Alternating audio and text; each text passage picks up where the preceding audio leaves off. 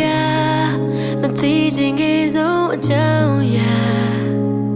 နေရရဆက်စွာပြောခဲ့ပြီးခုတော့ငါမှာအိမ်မက်တွေပြိုလွင်ခဲ့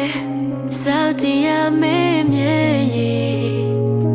နေနိုင်လွန်လိုက်တာမင်းတစ်စက်တောင်လေးမကြည့်တော့တာလမ်းခွဲဖို့အတွက်မင်းဘက်ကအကြောင်းပြချက်တို့သိလောက်ပါငါဘက်ကိုထဲမစင်စားအတူတူထားရှိခဲ့တဲ့ကတိတို့ကအချီးဒီမဖြစ်ဖို့ညီလို့မရငါဘက်ကအလုံးရှုံးနေတာ Heyနေနေစင်စားပေးအောင်ချစ်သူရdon't know about the kid and me aခွဲဖို့မြေရန်ပြောတဲ့စကားချစ်ခဲ့တော့အကောင်းဆုံးအကြောင်းအရာများပြန်ပြီးလွန်နာဖို့နင်သိချစဉ်းစား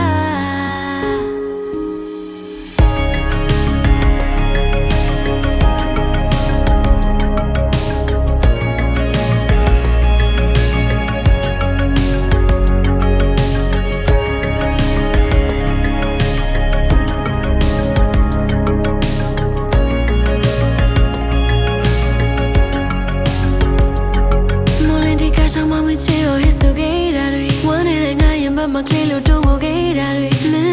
maybe